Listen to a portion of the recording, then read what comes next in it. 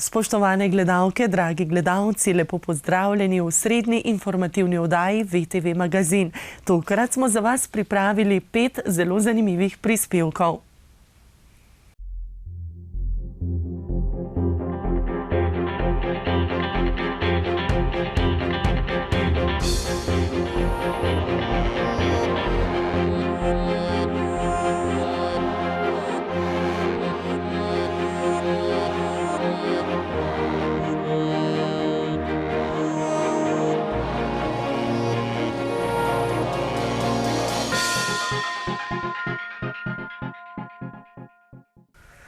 Skupina Terme Olimia je v pogovoru z novinarji predstavila nov wellness Vodjan, pričetek gradnje novega družinskega hotela in prenovo dela Term Tuhelj. Vrednost 3-letnega naložbenega cikla, ki ga omogoča tudi odlično sodelovanje z občino Podčetrtek, je približno 70 milijonov evrov.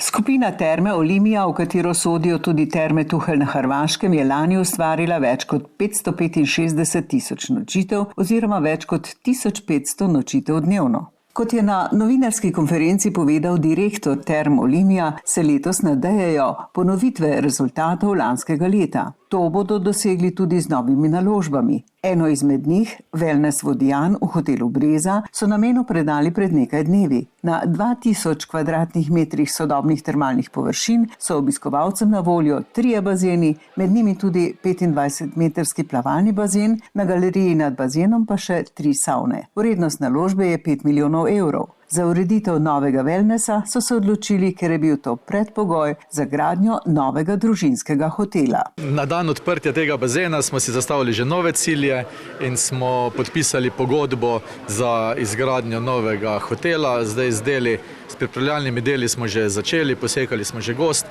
naslednji teden pa pričakujemo na tem mestu že prve stroje. Ocenjena vrednost te investicije, poleg gradbenih del, katerih znesek je predviden na 23,7 milijonov evrov, je še oprema med 2,5 pa 3 milijona evrov in vse ostalo od prispevkov, nakupa zemljišča in podobno, tako da vse skupaj bo okoli 28 milijonov evrov.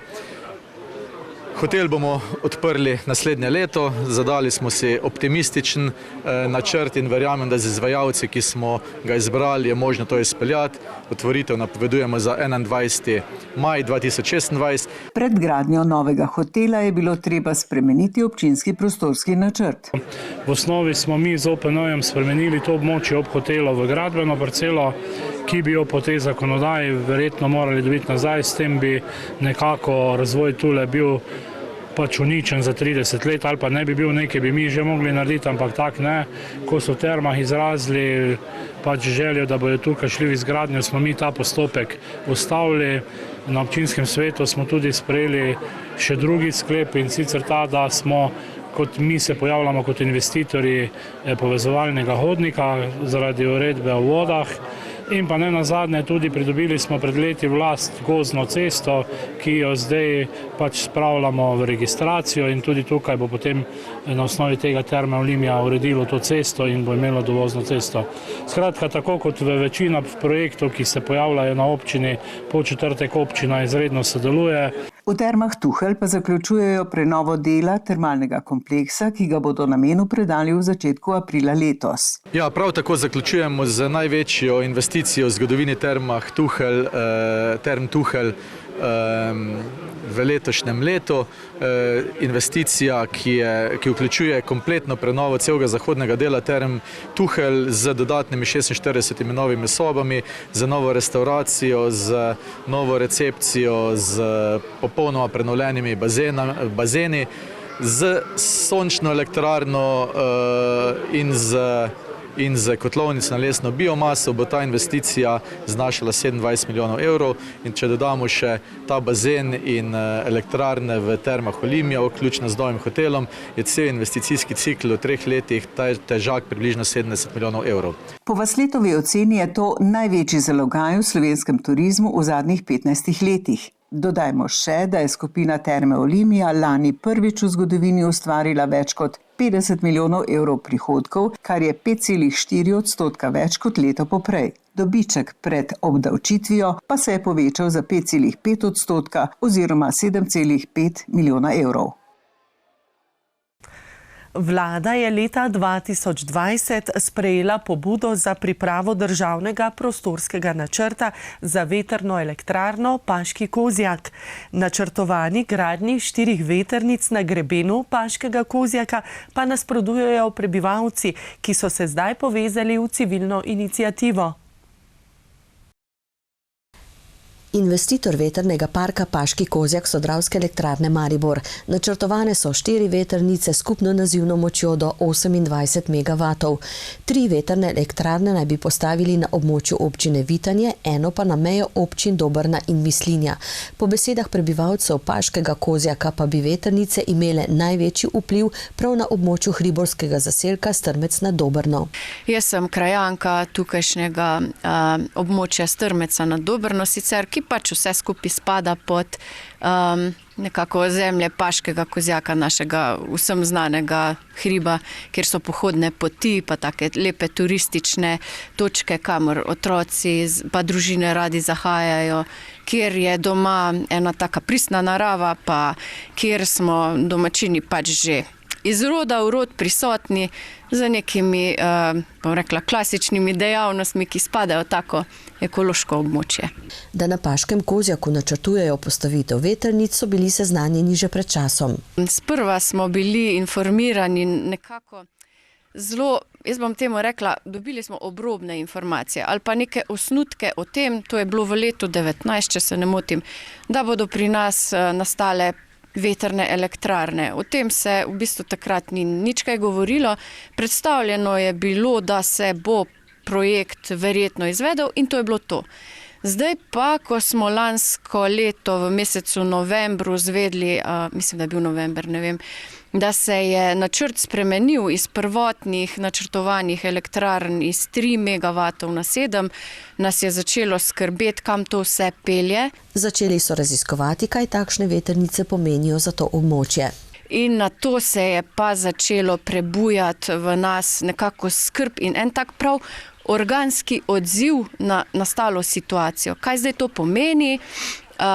Kakšne vplive te elektrarne imajo, koliko bojo konkretno res prinesle dobrobiti v energetskem smislu in kaj pomeni pravzaprav tak poseg v naravo. No, nekako podatki, ki smo jih izbrskali in ki so zdaj že v okviru civilne iniciative zelo dobro znani, so bili pa res malo da ne šokantni. Predviden je velik poseg v gozd.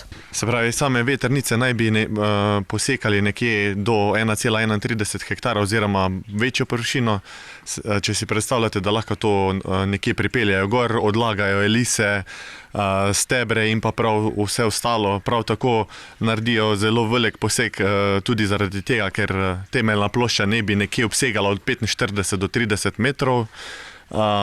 Sam poseg, dejanski sam poseg, ki pa naj bi obsegal nekje od 180 do 60 metrov. Ne vem, če si znate to predstavljati, to je za eno vetrnico.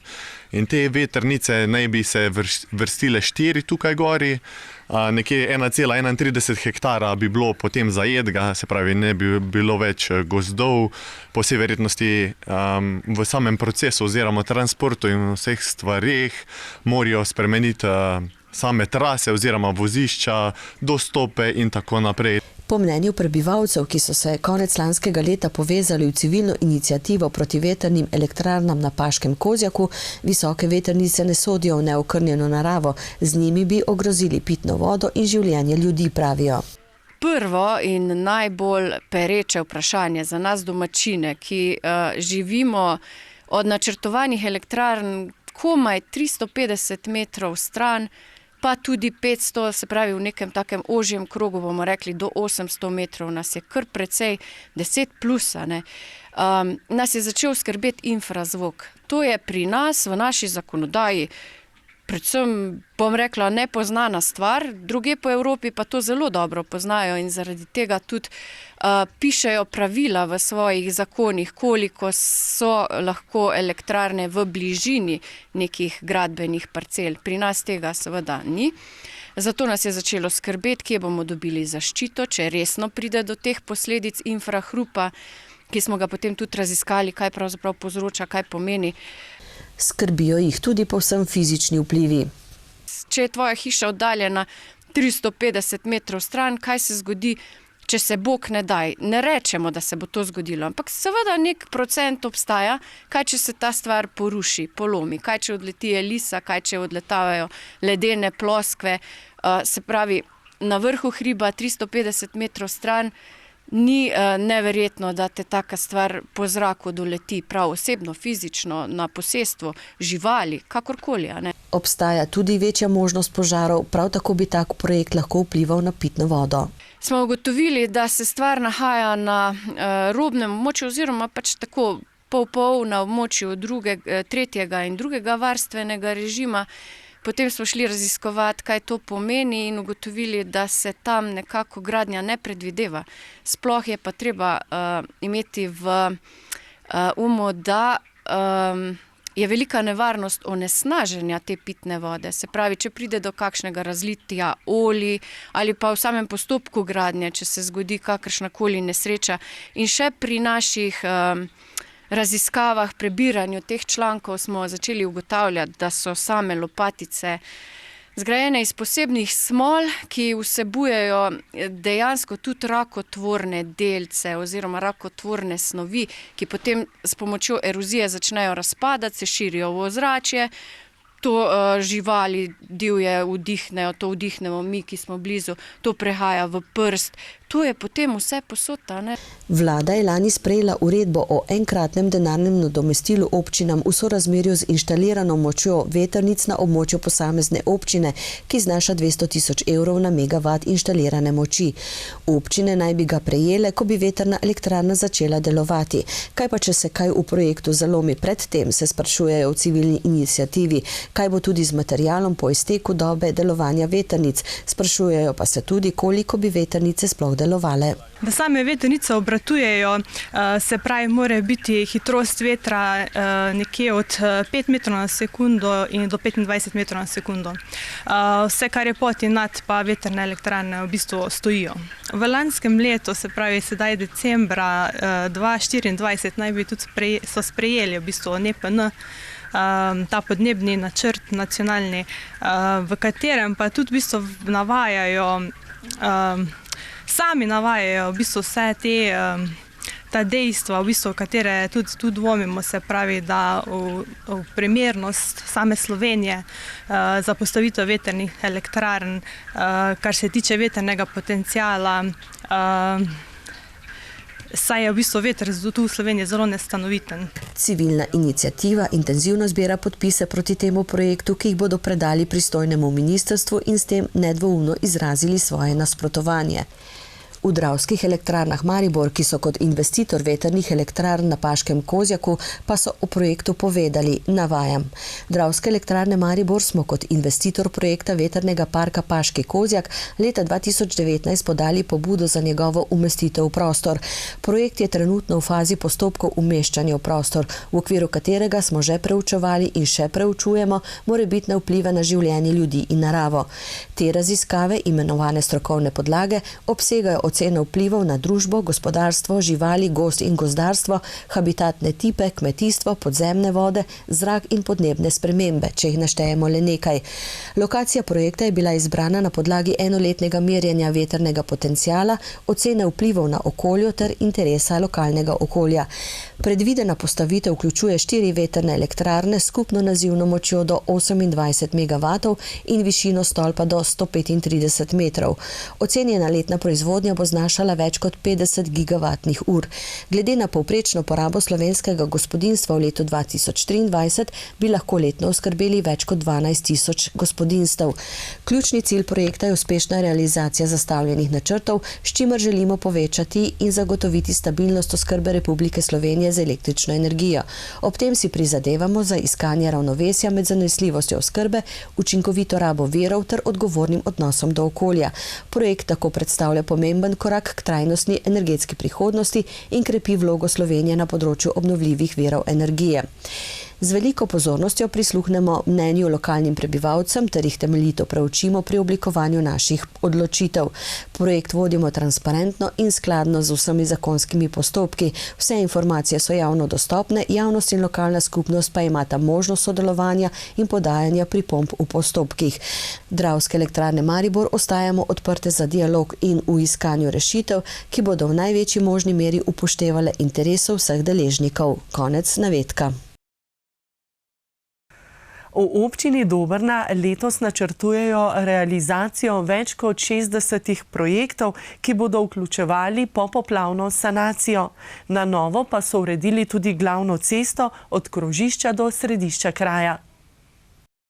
Občina Dobrna je v ujmah leta 2023 utrpela škodo okoli 11 milijonov evrov. Mnogi projekti na sanacijo še čakajo, med njimi tudi plaz pri pokopališču. Je na parkirnih prostorih, ki so narejena za pokopališče Dobrna, eno etažo parkirnih prostorov zapre. Je pa to plaz iz avgusta lansko leto, je vnešen v Ajdo,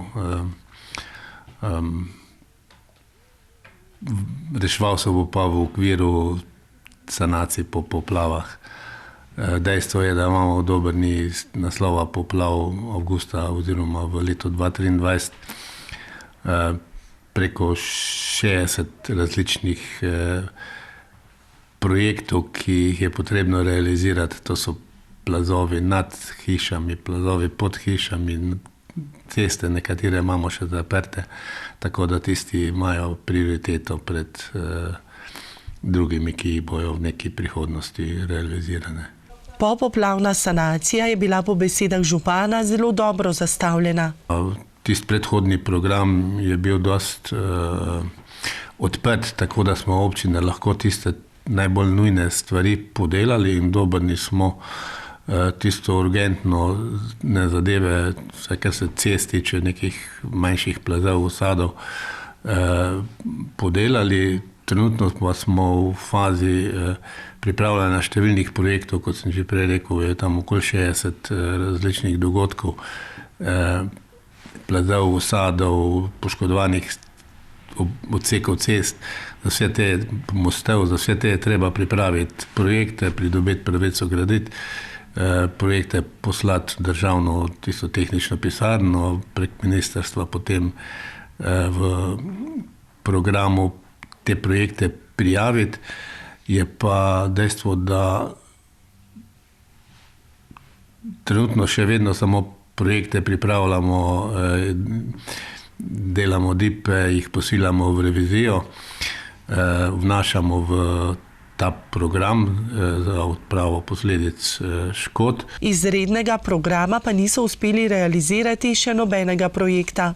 Še niso čist sproščene te stvari na ministrstvu. Tudi na sestankih z ministrom, ker občine ugotavljajo isto kot mi, da iz rednega programa še nismo uspeli narediti. Je pa res, da so te stvari že zelo daleč. Na ministrstvu za naravne vire in prostor so v tem smislu zelo ažurni in so pa stvari dosti zahtevne, tako da vse skupaj nekako, jaz mislim, da se bo v kakšne pol leta se bojo te stvari spustile in tam, ko bojo projekti pripravljeni, se bojo tudi operativno zadeve lahko naredile. V sklopu urejanja kolesarskih povezav Dobrna-Velenje-Vojnik so na Dobrni na novo uredili tudi cesto, ki vodi od krožišča do središča Dobrne in samo središče kraja. Od krožišča do centra je narejena komplet nova cesta s kolesarskimi povezavami, s kolesarsko stezo, s pločniki, Tukaj je narejen tudi umiritev prometa, ker je cesta na območju šole in vrtca ni še čisto končano. Ko bo končana, bo to tako dejansko okrancljano, da bodo vozniki začutili, da so pred šolo in bodo bolj počasi vozili. To je tudi javna razsvetljava, tako da je ena taka lepa hodnica v sam center Dobrne. Vrednost kolesarske povezave je 2 milijona 800, financirajo Ministrstvo za infrastrukturo. Je pa res, da še ni v celoti fertik, ker gre od Lemberga do Dobrne. Pred Lembergom so te poplave naredile še eno poškodbo na regionalni cesti, ker je trenutno v izvajanju ta armirano-betonska greda, ki se sidra v hribino zadaj, tako da so to take sorazmerno zahtevne inženirske konstrukcije, ki se pač bolj počasi delajo. Veliko energije pa trenutno vlagajo tudi v ureditev poti in parkov. To je v bistvu področje zelene infrastrukture iz dogovora za razvoj regij. To je projekt, ki smo ga prijavili v dogovor za razvoj regij. Zajema pa 5 območij v Dobrni, ki so nekako povezane v eno celoto. Vrednost investicije je tam okoli 1 milijon evrov. Trenutno je projekt v kakšni idejni fazi. Vsebine so jasne, zdaj pa bomo mogli zelo intenzivno pričeti, da bomo, upam, v naslednjem letu lahko začeli operativno z delom na terenu.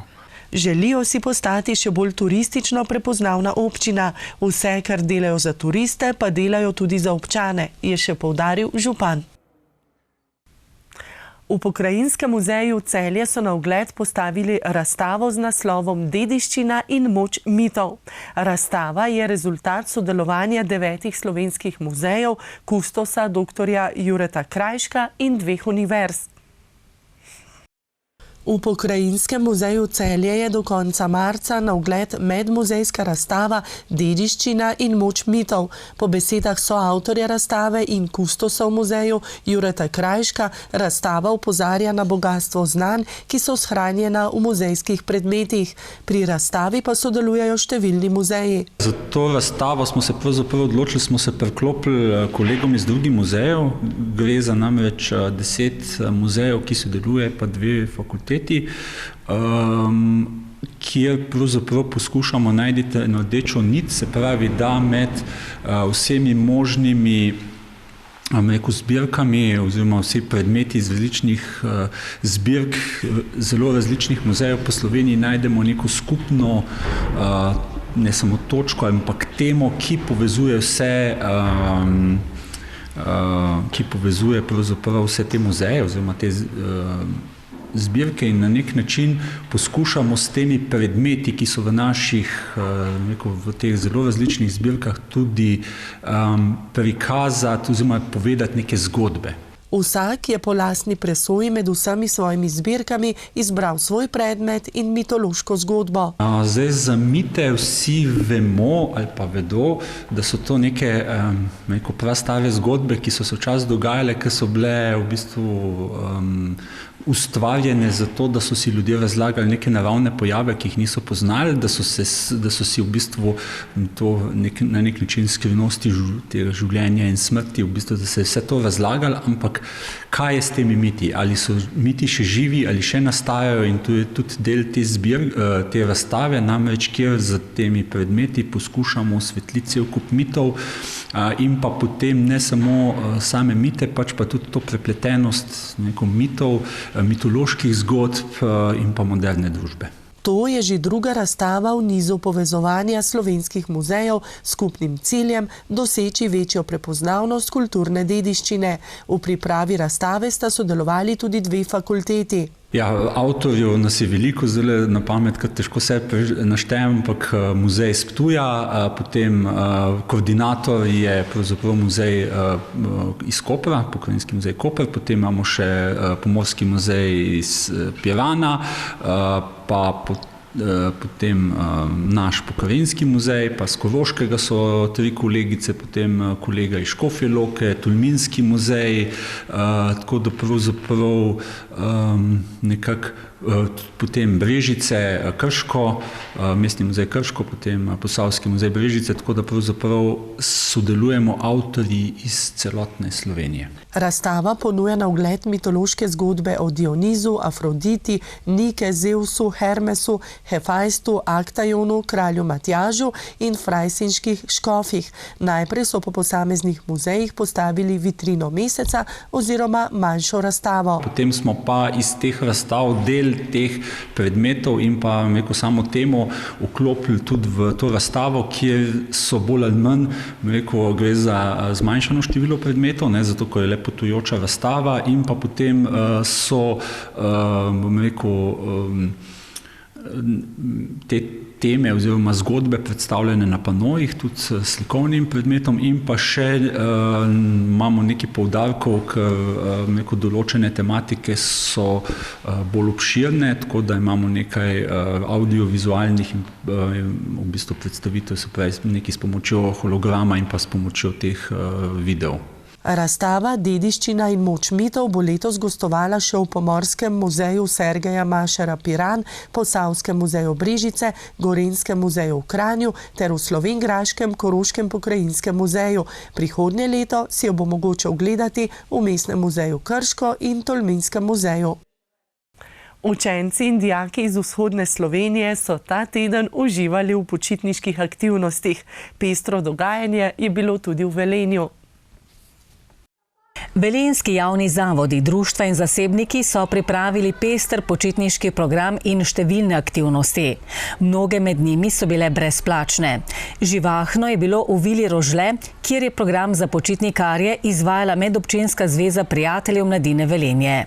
Prijave niso bile potrebne, udeležba otrok pa je bila brezplačna. Mi pravzaprav vsake kratke počitnice naredimo nekaj uric, v katere povabimo otroke, da niso celo dopoldne med počitnicami doma, pred ekrani, pred računalniki, pred televizorji, in radi pridejo k nam v Vilo Rožle, saj vedo, da jim pripravimo ustvarjalnice, ki so jim zanimive, da se lahko tudi igrajo, da če vreme dopušča, izkoristimo tudi okolico lepe v bistvu vile, torej sončni park. Danes je malce premrzlo in verjetno danes ne bomo šli na zrak, sicer pa res izkoristimo vse, kar nam ta lokacija nudi.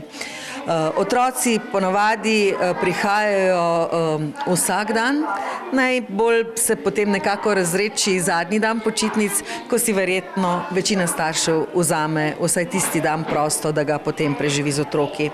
Ampak nam se zdi prav, da tudi v času počitnic se otroci lahko družijo vsaj nekaj ur in to na res ustvarjalen način. Vsak počitniški dan je bil drugače tematsko obarvan. Program je bil zasnovan tako, da so vanj vabili le otroke brez spremljevalcev. Imamo vedno pripravljenih toliko veliko ekipo, tudi prostovoljci nam pomagajo v vseh teh kratkih počitnicah, tudi v poletnih, ko smo zelo aktivni, da nas obisk nikoli ne preseneti. Veseli smo, če je večji, in lahko rečem, da smo letos zelo zadovoljni, glede na to, da toliko aktivnosti, kot jih je v času zimskih počitnic letos, verjetno v Velenju ni bilo še nikoli. Vsako dopoldne v počitniškem tednu od 17. do 21. februarja so v Vili Rožle Velenje pripravili pester program aktivnosti za šolarje od 6. leta dalje. Ob druženju sovrstniki so lahko počitnikarji ustvarili, igrali družabne igre in se igrali na prostem. Vsaka počitnica pridem sem zato, ker pač izdelujemo. Jaz rada ful ustvarjam, delamo zapestnice. Tudi če mi to, kar delamo, ni najbolj všeč, lahko se igramo, lahko delamo zapestnice. Počitnicami sem tu zato, ker prijejo tudi včasih prijatelji in zato, ker se rad družim, pridem, čas pa ustvarjamo in če mi ni že toliko všeč, se grem pa igra. Prihajam pa zato zaradi družbe. Jaz najraj ustvarjam, pa delam zapestnice tu iz gumic. Pa tudi pa tu pridemo vsake počitnice, da se lahko igramo, pa ustvarjamo, pa izdelujemo zapestnice, pa verižice, pa prstane. Pester počitniški program je pripravila tudi Športna zveza Velenje. Je tudi letošnje leto smo nekako športna sfera pripravili izjemno zanimiv športen program. Poleg našega tradicionalnega športnega tabora, ki ga vsako leto obišče okoli 25 otrok v času zimskih počitnic, smo letošnje leto v sodelovanju z lokalnimi športnimi klubi in pa društvi pripravili tudi niz športnih programov, ki so jih izvajali klubi v lastni organizaciji. In lahko rečemo, da tudi tokrat je bilo dobro sprejeto, da so starši svoje otroke z veseljem oddali v nekakšno varstvo oziroma v aktivnosti, ki so jih organizirali naši strokovni delavci v Velenju. Na ta način predvsem želimo spodbuditi otroke, da svoj prosti čas, da počitniške dni izkoristijo za gibanje, da na ta način spoznajo različne nove športne panoge in seveda s tistim glavnim namenom, da se navdušijo in potem kasneje, ko ni počitnic, vključijo v celoletne športne programe. Poleg tega smo v sodelovanju z Rdečo dvorano, športno-rekreacijskim zavodom, omogočili tudi cenejše ali brezplačne uporabe športnih površin, tako da so bila naše športne površine polne otroškega veselja, nasmehov, seveda tudi te zunanje, ki so nekako vezane na zimo, tako drsališče kot seveda tudi proga za tek na smučeh. V program so se vključili številni klubi in društva. Lahko rečemo, da v sklopu našega športnega tabora in pa seveda teh programov, ki so jih samostojno organizirali športni klubi in pa društva, je sodelovalo okoli 15 klubov, seveda pa nekako pri promociji pomagajo vsi športni klubi in pa društva, ki so člani Športne zveze Velenje oziroma ki delujejo na našem lokalnem okolju. So bile te športne aktivnosti brezplačne? Nekatere športne aktivnosti so bile brezplačne, lahko rečemo, da kar večina izmed teh.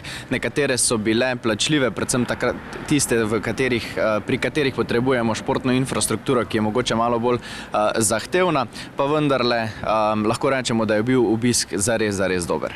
Koliko otrok je bilo prisotnih?